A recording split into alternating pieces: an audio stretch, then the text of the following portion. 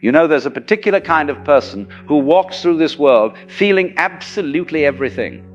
Not just their own sorrows and joys, but everyone else's too. They're like human tuning forks, vibrating to every emotional frequency within range. We might call them sensitive souls, empaths, or simply those who feel too much. And society has trained these people rather well, hasn't it? Trained them to believe that their gift of sensitivity comes with an unspoken price. The price of being everyone's emotional sanctuary, everyone's confessor, everyone's unpaid therapist. But something rather extraordinary happens when one of these sensitive souls finally stops. Just stops. Stops absorbing everyone's moods like a sponge. Stops saying yes when every fiber of their being screams no. Stops twisting themselves into impossible shapes just to make others comfortable. What happens then is not what you'd expect. They don't become cold. They don't become cruel. They become something far more dangerous to a world built on their endless self-sacrifice. They become awake. Now, let me tell you what's really going on here, because most people completely misunderstand the nature of sensitivity. We think of the sensitive person as someone who's naturally soft, naturally giving, naturally meant to take care of others. But this is where we've gotten it all wrong.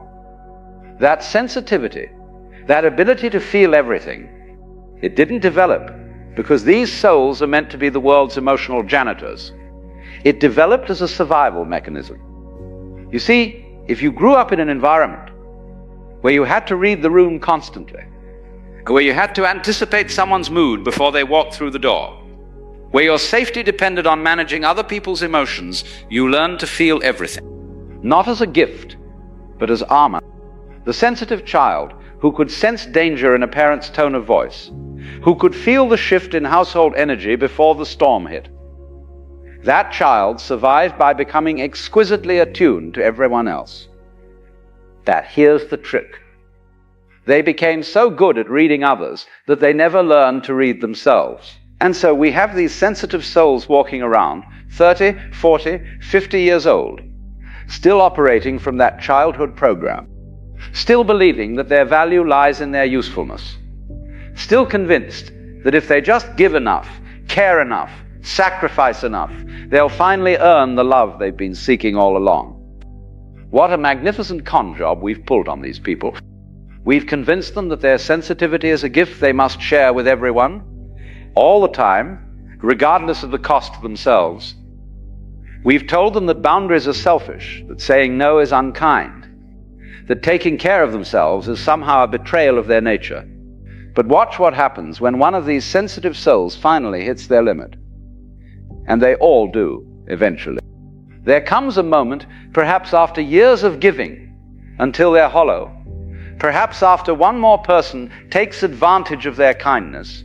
Perhaps on an ordinary Tuesday afternoon when they're sitting alone and realize they can't remember the last time anyone asked how they're really doing. In that moment, something cracks open. Not in a dramatic way, necessarily. Sometimes it's just a quiet thought, a simple question that changes everything. What if I stopped? What if I stopped trying to fix everyone? What if I stopped absorbing everyone's pain? What if I stopped being available for every crisis, real or manufactured? And in that question, there's a kind of terror, isn't there? Because the sensitive soul has built their entire identity around being needed. They don't know who they are without someone to rescue, someone to comfort, someone to save. Their whole life has been organized around this role. And the thought of stepping out of it feels like stepping into an abyss. But here's what actually happens when they dare to step into that abyss. They discover it's not an abyss at all. It's space. Open, vast, liberating space. Space to breathe. Space to think their own thoughts. Space to feel their own feelings without everyone else's emotions crowding in. And in that space, they begin to see things they couldn't see before. They see the patterns. Oh, the patterns become so clear once you stop participating in them. They see how certain people only call when they need something. They notice who disappears when they stop being the one who reaches out first. They recognize the emotional vampires, those charming people who always have a crisis, always need support, always take and never quite get around to giving back. Now this is where it gets interesting, because the sensitive soul doesn't become cynical when they see these patterns. That's what people fear, isn't it? They fear that if they stop being so giving, so open, so endlessly compassionate, they'll turn into some hardened, bitter version of themselves. But that's not what happens. What happens is they become discerning. They develop what you might call conscious sensitivity. They can still feel deeply, still connect profoundly, still offer genuine compassion, but now they choose. They choose where to direct their energy instead of scattering it to everyone who demands it. Think about a spotlight. A sensitive soul who hasn't awakened yet is like a floodlight, illuminating everything and everyone around them while standing in their own shadow. But when they wake up, they become a spotlight, focused, intentional, powerful. They shine their light where it truly matters, where it's genuinely needed, where it will actually make a difference. And yes, this means some people get left in the dark. The people who were only there for the free illumination, who never intended to shine any light back, they suddenly find themselves without their personal sun, and they don't like it one bit. This is when you'll hear the accusations start. You've changed. You're not the person I knew. What happened to you? And the beautiful thing is, the awakened sensitive soul no longer scrambles to reassure these people. They don't rush to prove they're still good, still kind, still the same old reliable doormat. They simply smile and think, yes, I have changed. Finally. Because here's the truth that nobody talks about. The old version of the sensitive soul, the one who pleased everyone, the one who had no boundaries, the one who absorbed everyone's pain like it was their job, that version wasn't real. It was a performance, a survival strategy that got mistaken for personality. The real person was buried underneath all that compulsive caretaking. The real person had opinions they never voiced, had needs they never expressed, had anger they never released, had dreams they never pursued, because they were too busy managing everyone else's emotional weather. And when that real person finally starts to emerge, it's not comfortable. Not for the sensitive soul, and certainly not for all the people who benefited from their self-erasure. There's a period, and it can last months or even years, where everything feels strange and new and slightly terrifying. The sensitive soul has to learn skills they never developed. How to say no without a 3-paragraph explanation. How to disappoint someone without imploding from guilt. How to recognize when someone is trying to manipulate them back into the old patterns.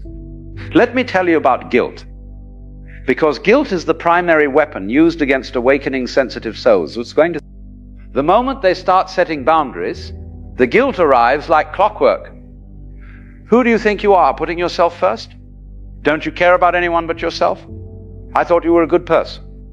And the sensitive soul, who spent their entire life proving they're good enough, feels that guilt like a knife. But here's where the real work happens.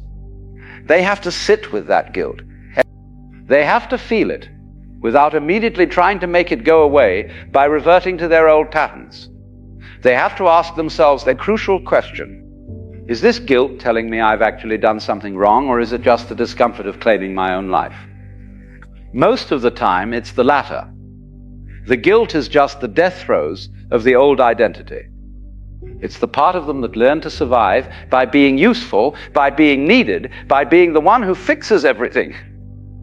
And that part is terrified of becoming obsolete. But it must become obsolete.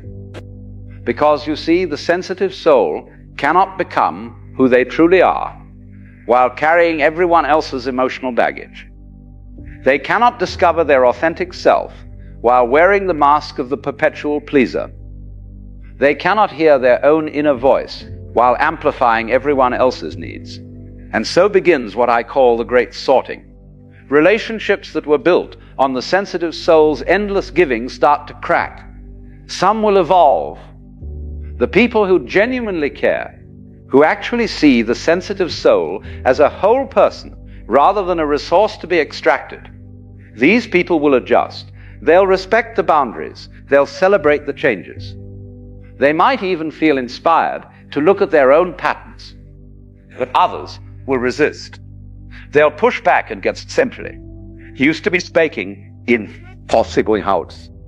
They'll try guilt, anger, manipulation, whatever it takes to get their emotional support system back online. And this is where the sensitive soul faces their biggest test. Can they hold their ground, even when people they care about are upset with them? Can they disappoint others to stay true to themselves? This is not an easy thing. The sensitive soul has been trained since childhood to believe that other people's comfort is more important than their own authenticity. They've learned that making waves is dangerous, that standing up for themselves is selfish, that their needs don't matter as much as everyone else's. Breaking this conditioning requires something like courage.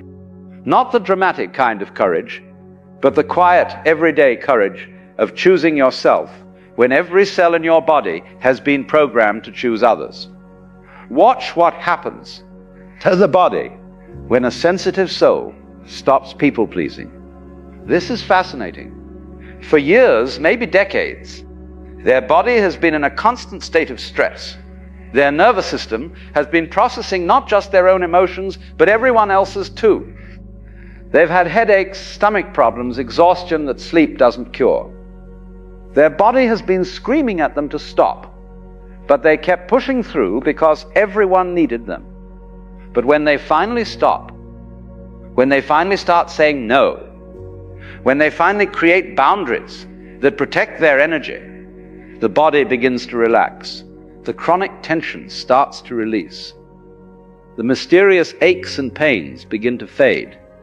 Sleep becomes deeper, energy returns.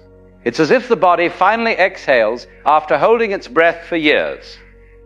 And this makes sense, doesn't it?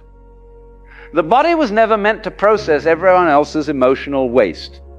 The sensitive soul has been functioning like an emotional sewage treatment plant, and their body paid the price.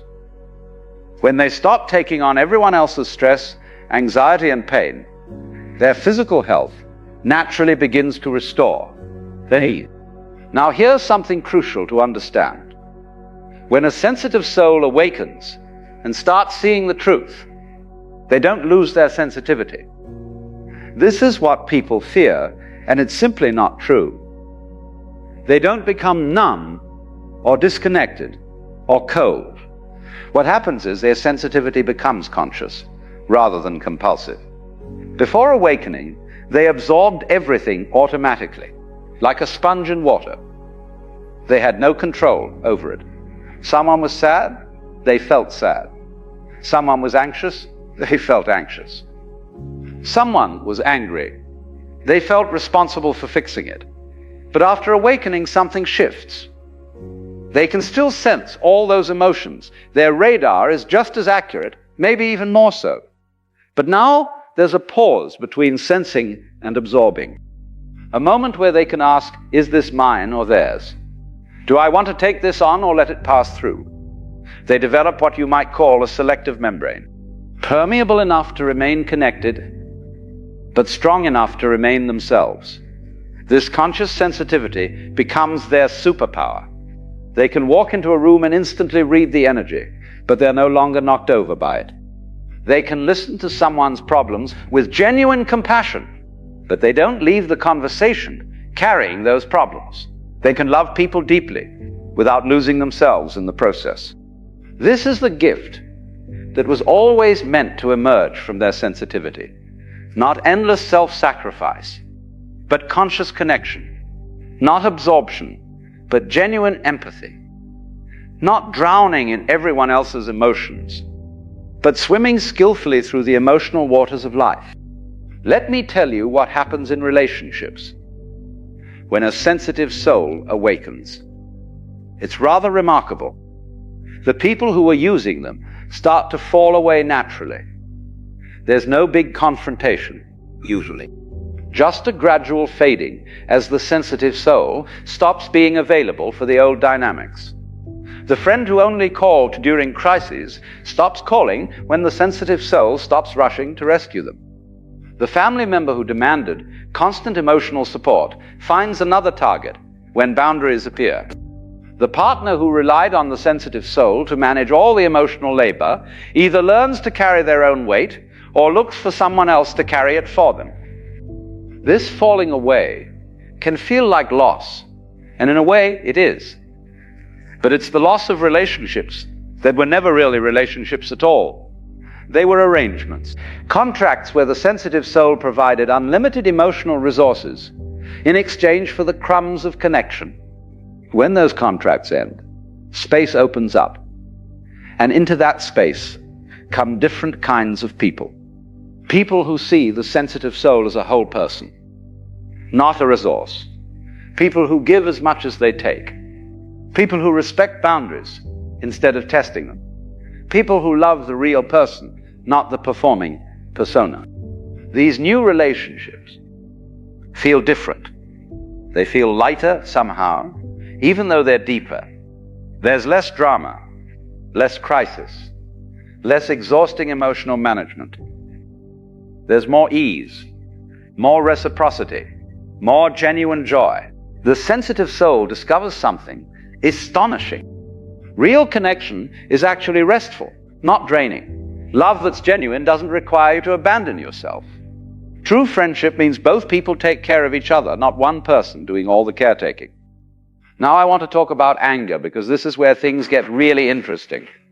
The awakening sensitive soul often discovers a tremendous amount of anger buried under all that compulsive niceness.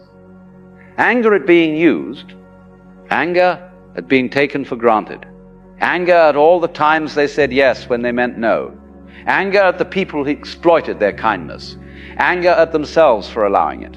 This anger can be shocking.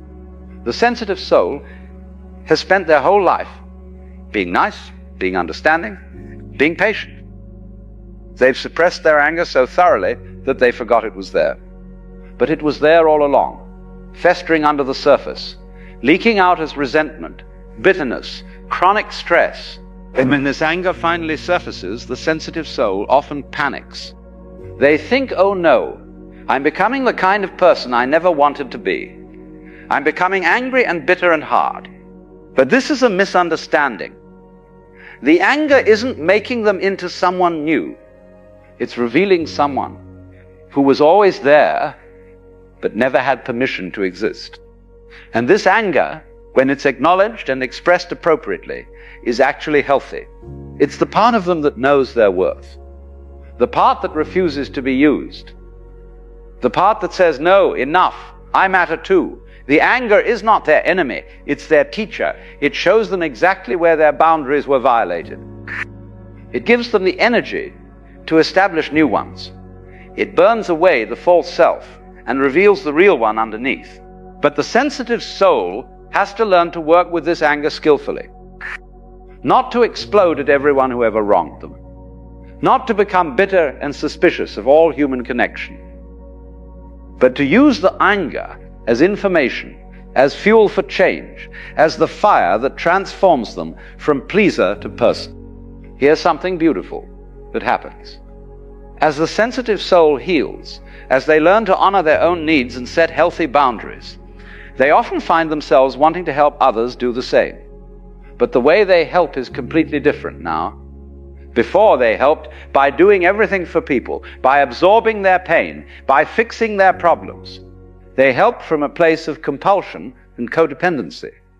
Now they help by holding space. By believing in people's ability to solve their own problems, by sharing what they've learned, without trying to save anyone, they become what you might call a conscious guide rather than a compulsive rescuer.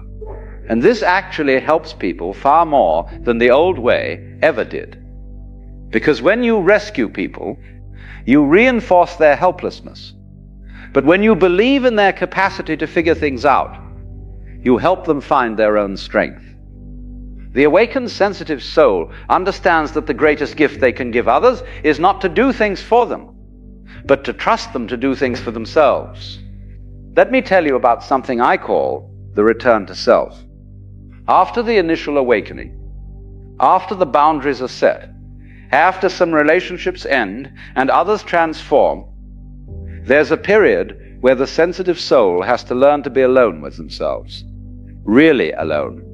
Not lonely, but in solitude. For the first time in their life. There's no one they're trying to please, no one whose emotions they're managing, no one they're performing for, just them. And this can be uncomfortable at first, because without all that external noise, they have to face their own thoughts, their own feelings, their own desires. They have to ask themselves questions they've been avoiding. What do I actually want? What do I actually think? Who am I when I'm not being useful to someone? These questions can feel terrifying because the sensitive soul has spent so long defining themselves through others that they don't quite know who they are on their own. But this is where the real treasure lies. In that solitude, in that space where they're not performing or pleasing or fixing, they begin to meet themselves for the first time. They discover their own preferences, their own opinions, their own quirks. They find out what makes them laugh when no one's watching, what moves them when there's no one to impress, what lights them up when there's no one to please. They discover that they're interesting, that they have depths they never had time to plunge, that they're actually quite good company. And something wonderful happens. The sensitive soul falls in love. Not with someone else, but with themselves. Not in a narcissistic way, but in a gentle, appreciative way. They start to see themselves as worthy of the same care and attention they've always given others. They start treating themselves with the same compassion they've extended to everyone else. They start honoring their own needs with the same dedication they brought to everyone else's. This self-love is revolutionary.